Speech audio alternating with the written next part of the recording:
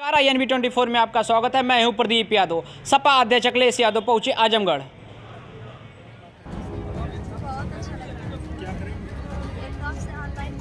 आजमगढ़ पहुंचे सपा सुप्रीमो अखिलेश यादव ने आजमगढ़ में मेधावी छात्र छात्राओं के लैपटॉप वितरण समारोह के दौरान चुनावी मूड में दिखे।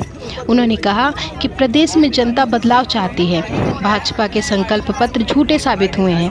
4.5 साल से अधिक समय बीत गया, लेकिन सरकार अपने सभी वादों को पूरा नहीं कर पाई। किसान परेशान है, नौजवान बेरोजगार हैं, महंगाई चरम पर है। ऐसे में उनका गठबंधन बहुत कामयाब होगा और प्रदेश में भाजपा सरकार का सफाया कर देगा। लैपटॉप वितरण के बाद पत्रकारों से बातचीत करते हुए उन्होंने और क्या कहा, आइए हम आपको सुनाते हैं। कौन सी टेबलेट दी कोई नहीं जानता, कहीं ऐसा तो नहीं कौन सी टेबलेट दे दी उन्होंने। 4.5 साल का समय काटा उन्होंने और जो उत्तर प्रदेश का विकास चल रहा था, विकास नहीं होता है। कल की जनसभा में ने ललकारा है, सब धर्मों ने ललकारा है। अखिलेश यादव जिंदाबाद, इसी आवाज ये सर बहुत खुशी हो रही है। और सबसे ज़्यादा खुशी पहले बार यहाँ आजमगढ़ में उनसे मिली, वो भी अपने विद्यालय में, बहुत ज़्यादा खुशी हो रही है। और हम कोशिश करेंगे कि हमारा आने वाला फिर बोर्ड एग्जाम है, जिससे इनसे हमारे एक एक्सपीरियंस मिले और हम और आगे बढ़े आने वाले बोर्ड एग्जाम में अच्छा काम करें। सर इस लैपटॉप का यूज हम अपनी पढ़ाई के क्षेत्र में करते हैं।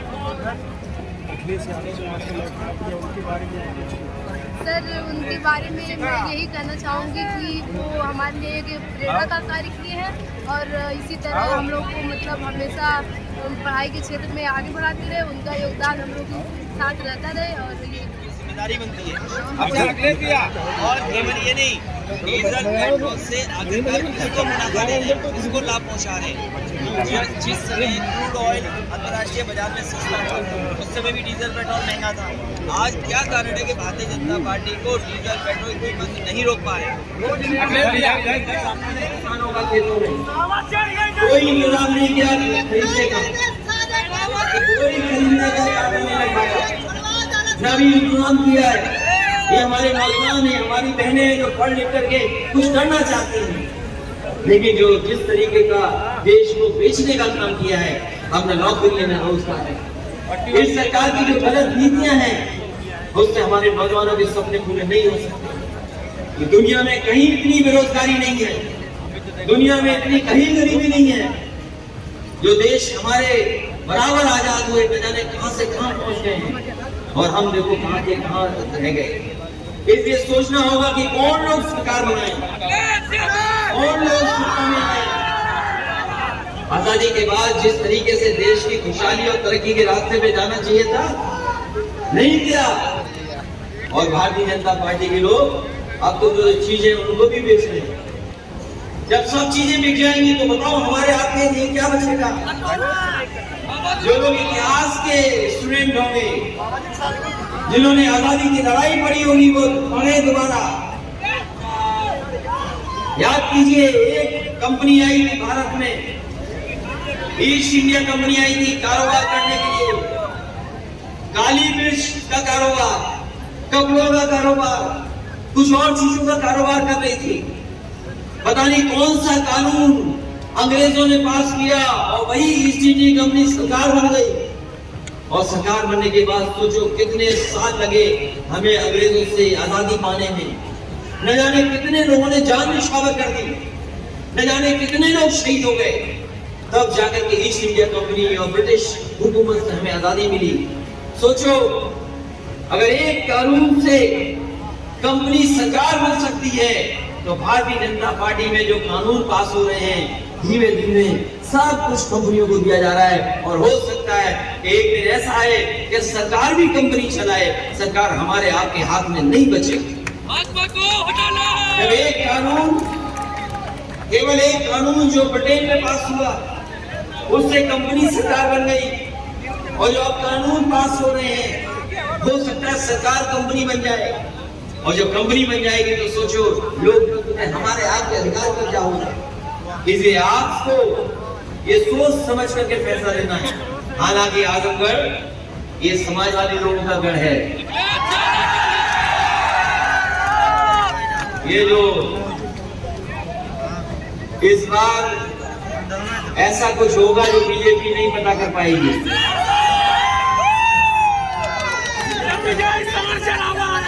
अधेड़ा हो गई होगा, लेकिन उसके साथ सफाया भी होगा भारतीय जनता पार्टी। बताओ सफाया करोगे कि नहीं करोगे? इसलिए करना है बेरोजगार नौजवानों, आपकी नौकरी का इन्होंने सफाया किया है, नौकरियां नहीं है, रोजगार नहीं है। किसान भाइयों बताओ सफाया करोगे कि नहीं करोगे? भाई आपकी फसल चौपट हो रही, बाढ़ से नष्ट हो रही, बाढ़ से नुकसान हो गया, बाढ़ से बर्बाद है, नदी की कटान से बर्बाद हो रहे हैं, नौकरी रोजगार है नहीं। क्या सपने देखे नौजवान, क्या नौजवान सपने देखे? और जब तक नौजवान हमारा नहीं सपने देखेगा तब तक हमारा देश तरक्की नहीं कर सकता, न खुशहाल हो सकता। इसलिए इनको रोजगार, नौकरी और अच्छी शिक्षा चाहिए। इसलिए हम एक बार फिर अपने लैपटॉप पाने वाले बच्चों को बधाई देना चाहते हैं। इसलिए बधाई देना चाहते हैं क्योंकि लैपटॉप, ये जो कंप्यूटर मिल रहा है, ये आपको जीवन में आगे बढ़ने का मौका देगा, आपको पढ़ाई करने में मदद करेगा। और अगर जानकारी हासिल करने चाहोगे, न केवल अपनी दुनिया की और जगह की, अपने विषय की, सब्जेक्ट की सब जानकारी आपको हासिल होगी। और अब तो चीजें कैसे बदल रही हैं, हम मोबाइल से ही अपना सामान मंगा ले रहे हैं। जो कंपनी मोबाइल से सामान दे रही, तो सोचो दुनिया की सबसे बड़ी कंपनी है कि नहीं है? बताओ। और हो सकता है आजमगढ़ में ऐसा भी हो कि मोबाइल से आप अपना खाना भी मंगा लो। आजमगढ़ शहर में है कि नहीं है? बताओ। तो चीजें कितनी बदल रही हैं। और ये जितने हमारे नौजवान हैं, ये पत्रकार तो है ही हैं, लेकिन हमारे नौजवान भी ऐसे हैं जिनके हाथ में स्मार्टफोन है, ये चाहे तो जब चाहे तब लाइव कर दें, जब चाहे तब लाइव कर दें। जहां हमारे नौजवान हैं, जहां हमारे नौजवान हैं, जहां पैंट पहनने लगे, जीन्स पहनने लगे, आज से 30 साल पहले, 40 साल पहले वाला नौजवान पजामा या धोती पहनता था। अब ये नौजवान हमारा पैंट पहन रहा है, जीन्स पहन रहा है, और जीन्स की जेब में एक स्मार्टफोन लिए घूम रहा है। वैसे ही सरोज जी हमारे नवासी, भैया आए कैमरा, जयराम पटेल जी, या इधर हो जाइए या उधर हो जाइए, डिस्टर्ब हो रहा है। हाँ, न्यूज चैनल से बताइए, थोड़ा नीचे हो जाइए ना, आप ऊपर कर रहे हैं। विजय यादव जिला पंचायत, अपना हाथ दूरी करे रहिए। मीरा यादव जी पूर्व जिला पंचायत अध्यक्ष, आदरणीय रीता चौधरी जी, और बड़ी संख्या में समाजवादी साथी जो मंच पर उपस्थित हैं।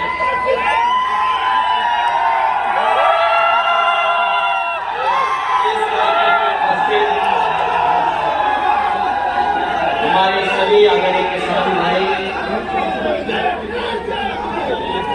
उपस्थित नौजवान साथी, छात्र छात्राएं, पत्रकार साथियों, मैं सबसे पहले आजमगढ़ के सभी मेधावी छात्रों को बहुत बहुत बधाई और शुभकामनाएं देना चाहता हूँ। ये जो बच्चे बैठे हैं, ये सभी मेधावी छात्र हैं जिन्होंने अपने परिश्रम से, अपनी मेहनत से और कठिन परीक्षा को पास कर करके सबसे अच्छे नंबर प्राप्त बच्चों ने किए। जिस समय परिणाम आया, रिजल्ट में लोग आया, मुझे लगा कि सरकार के लोग इन बच्चों का सम्मान करने का काम करेंगे। और मुझे इसलिए भी लगा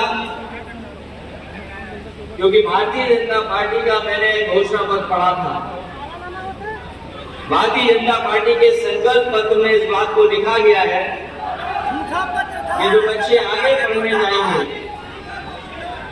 उन बच्चों को लैपटॉप दिया जाएगा, टैबलेट दी जाएगी, और साथ ही साथ में डेटा भी फ्री दे दिया जाएगा, और कुछ संस्थानों को वाईफाई से जोड़ दिया जाएगा। और आज लगभग 4.5 साल पूरे हो गए हैं। 4.5 साल पूरे हो गए हैं और इनका कार्यकाल खत्म होने जा रहा है। 24 करोड़ की जनता जो उत्तर प्रदेश की है वो ढूंढ रही है कि भारतीय जनता पार्टी ने संकल्प पत्र में जो लिखा था कि हम लैपटॉप देंगे बच्चों को, वो अभी ढूंढने से नहीं मिल रहा है कि आखिरकार भारतीय जनता पार्टी के लोग कब देंगे। आज जब अखबार उठा करके देखा है, आज जो अखबार उठा करके देखा है तो सुना है कि वो टैबलेट देने जा रहे हैं। आज जब अखबार देखा तो उसमें टैबलेट आ रही है कोई। हम उनसे जानना चाहते हैं, हम उनसे जानना चाहते हैं कि 4.5 साल बताओ इन बच्चों को कौन सी टैबलेट देते रहे, कौन सी टैबलेट है। और ये जितने भी बच्चे हमें दिखाई दे रहे हैं ये आज के पीढ़ी के बच्चे हैं, ये पुराने पीढ़ी वाले नहीं हैं। ये जो मंच में हमारे बहुत सारे साथी बैठे हैं पुराने पीढ़ी के हैं। इन्होंने चौक से और पट्टी पे पढ़ाई की होगी, काला ब्लैक बोर्ड और चौक से पढ़ाई की होगी। पट्टी से पढ़े ही नहीं पढ़े।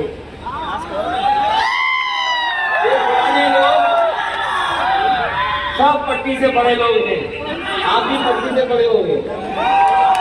लेकिन ये जमाना बदला है, ये जमाना बदला है, नई पीढ़ी आई है और नई पीढ़ी जहां पुराने तरीके से पढ़ रही है वहीं जो नई तरीके से पढ़ाई हो सकती है और जिस तरीके से एक सीमा थी कि इसके आगे हम जानकारी हासिल नहीं कर सकते हैं, लेकिन जो नई पीढ़ी हमें दिखाई दे रही है वो पीढ़ी ऐसी है जो केवल भारत की जानकारी नहीं रखती है बल्कि दुनिया की भी अगर वो जानकारी हासिल करना चाहेगी तो उसके पास आज माध्यम है जिसकी वजह से वो दुनिया की जानकारी की हासिल कर लेती है।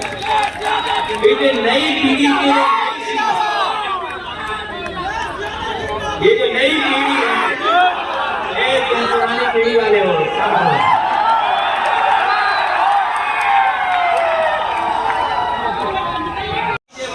से नए रास्ते में हम लोग को चलना होगा।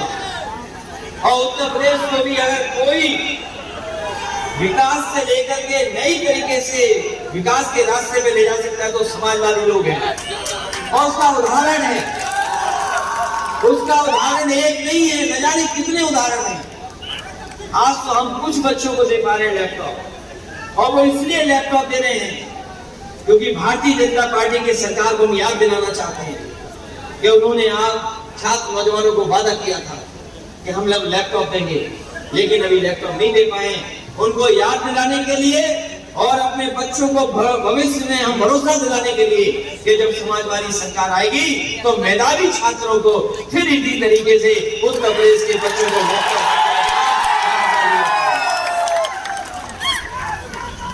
ये जो एम्बुलेंस चल रही है 108, 108 एम्बुलेंस चल रही है।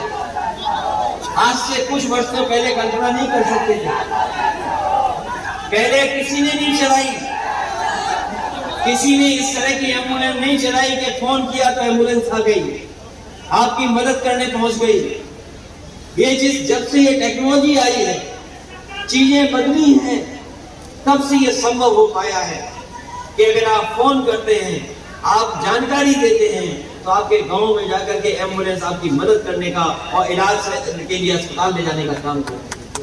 अगर टेक्नोलॉजी नहीं होती और समाजवादी सरकार नहीं होती तो शायद ये 102 और 108 एम्बुलेंस इतनी अच्छी नहीं चल पाती। जहां इस व्यवस्था को अच्छा करना था उस व्यवस्था को अच्छा नहीं किया, इस सरकार ने उस व्यवस्था को भी खराब करने का काम किया।